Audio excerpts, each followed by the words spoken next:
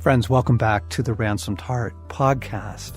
John Eldridge and Craig McConnell celebrating with you, observing with you the second week of Advent. Yesterday was the second Sunday in Advent, in case you missed that.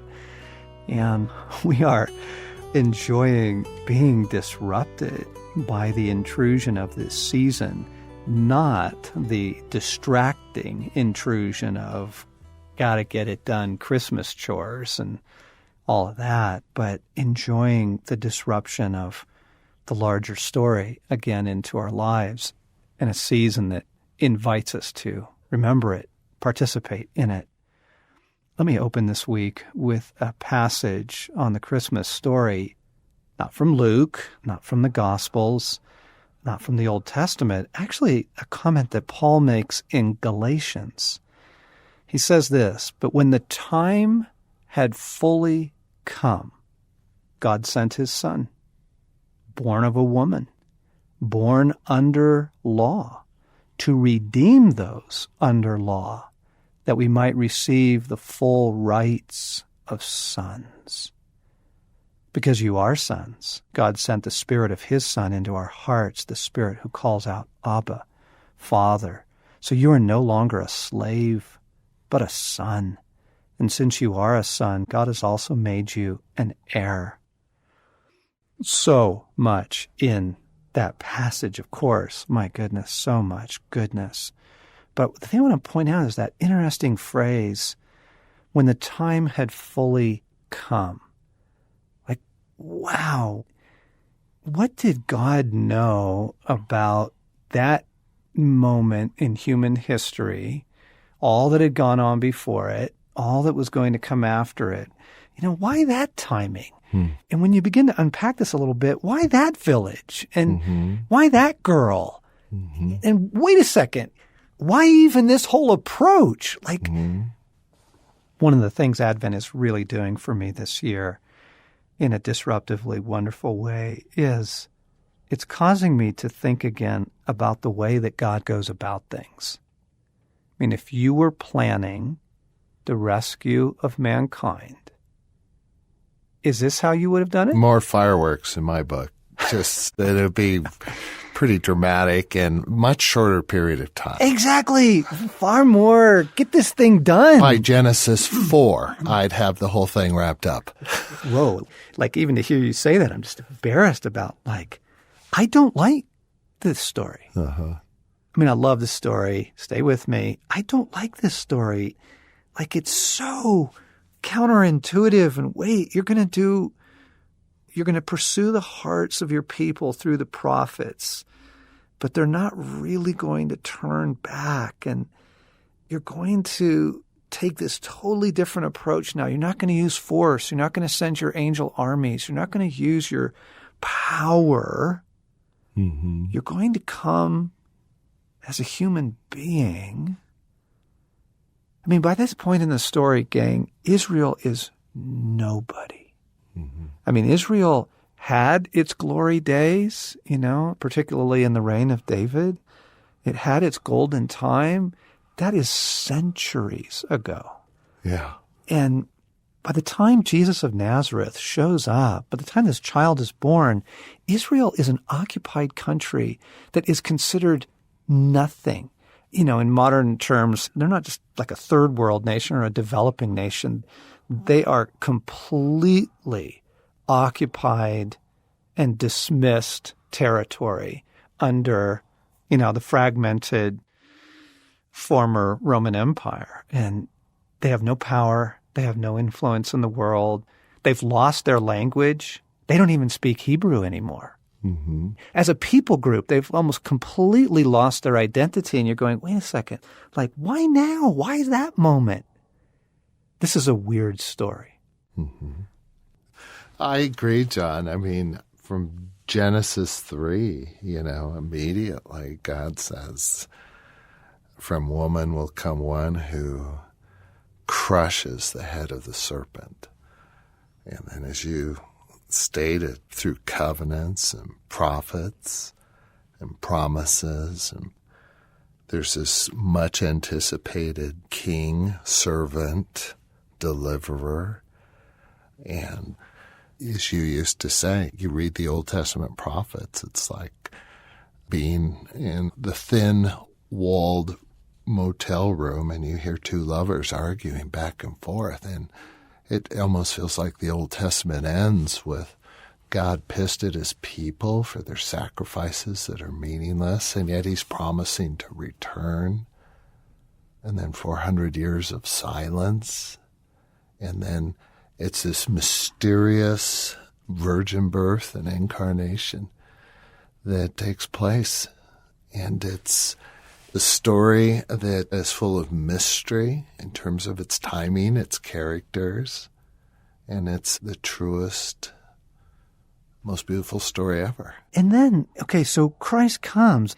The Savior of the world is born to, this young girl, barely a young woman, and she's betrothed but not married yet. Mm-hmm. And oh my goodness, in some backwater village, in some absolutely backwater country at that time. And then these wise men come from the east, these Zoroastrians, and then Herod freaks out, and Herod orders this execution of every young boy around Bethlehem and that part.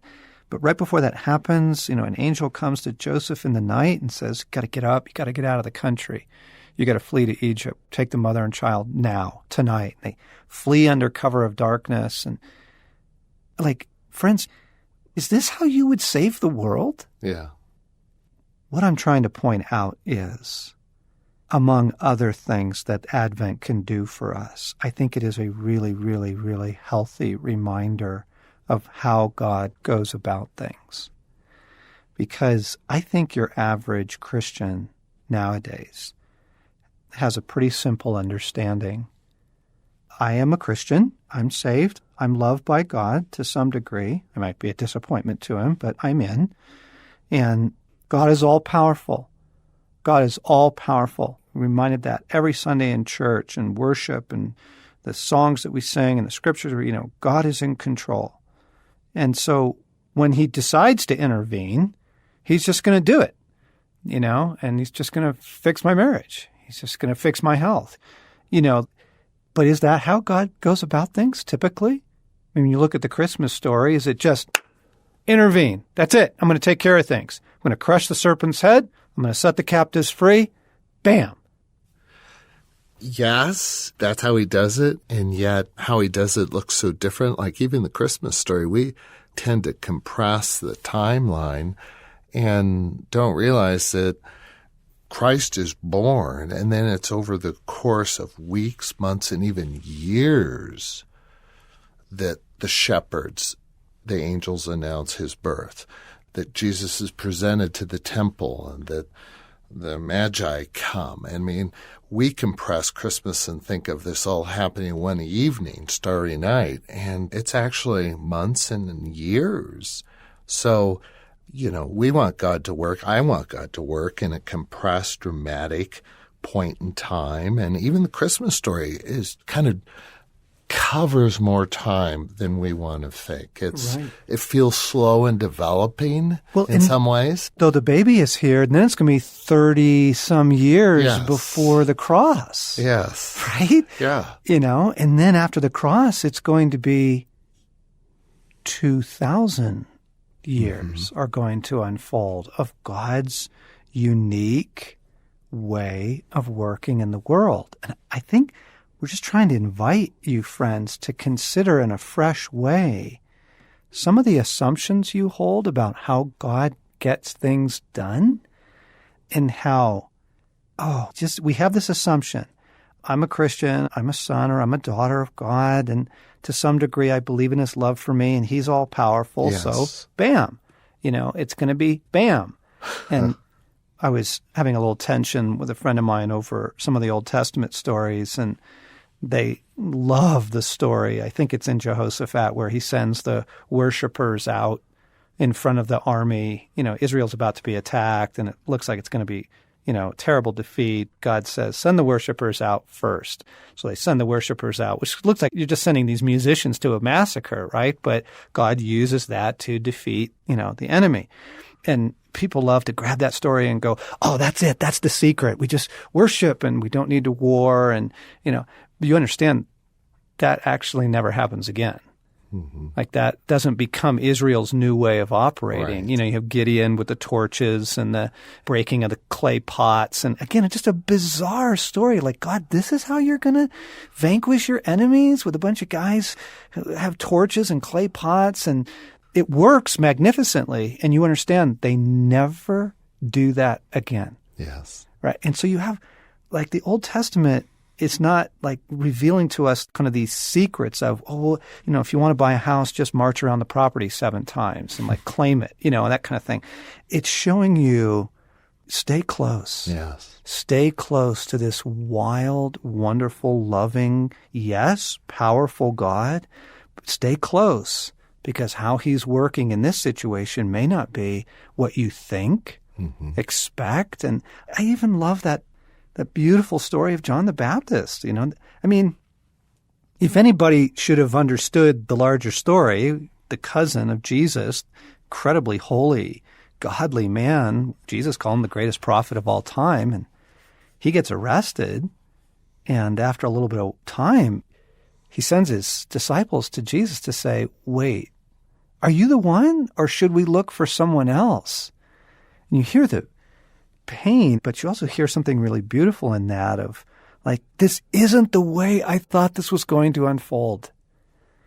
Yeah. I think that's true of our holiness. I think that's true of our healing. I think it's true of our marriages or friendships, church experiences. I think it's true of our life story. Couldn't you say that of your life story? Yes. This isn't how I thought this was going to unfold. That doesn't mean God is not imminently present, working every day. Look at Christmas. Look at the wildness of, impoverished couple, not even married, backwater town, and these mysterious guys show up and, what? The angels appear, but they actually don't appear to a lot of people. They just appear to a handful of shepherds, and that's it. Like, you're going to blow the angelic appearance on these guys? It is so odd. Yeah. It is an incredibly odd way to get this done. Yeah. And the beautiful thing is it gets done. I mean, everything God has promised, everything God spoke of gets accomplished, but he does it in a way that's disruptive, unexpected, unanticipated. Right. But it is finished. He gets it done. Right. Which, friends, Advent can be this beautiful invitation to rethink your understanding of how God gets things done in the world. I mean, that can be incredibly redemptive. For example, why doesn't he use force more often? And the answer is because force doesn't change the human heart. Yeah. It doesn't. What's so sad is if miracles change the human heart, I mean, the revival in Jesus' day would have been 100%. They saw the most staggering things ever. And quickly, you're not even into 7 chapters of the Gospel of John, and already some of the disciples are leaving. They're leaving. Power doesn't change the human heart. And so it begins to open up for us, I think, a new intimacy with God of, you don't work in the way that I think you will, but that doesn't mean you're not working. I want to use this opportunity to walk more closely with you. So if you're telling me to break a clay pot, I'll do it. Right. And if you're telling me to march around the city 7 times, blow trumpets, I'll do it. The goal is not the pots, the trumpets. The goal is I need to stay close with you because you aren't a God of just obvious systems and power and wham, bam, get it done. You have a beautiful, brilliant, I want to say, cunning, absolutely, effective, 100% way of operating that frankly isn't quite in line with my assumptions. Yeah. And the craziness of the holiday can keep us from slowing down and with eyes and with ears that are tuned in to see what he's uniquely doing this Christmas and that may surpass and be different from previous ones in our life, right? Right. Exactly. Yeah. So as we celebrate Advent, Jesus, come and show us how you work. Show us how you work in the world. Show us how you are working in our lives. Pray that you would expose some of my anger, to be honest, and some of my assumptions about how you're going to show up or work. Realign me to you. Draw me closer to you and how you go about doing things. We welcome Advent and its reorientation of our perspective of you. In Jesus' name. Happy second week of Advent, friends. We look forward to being with you next week as we continue our Advent observances.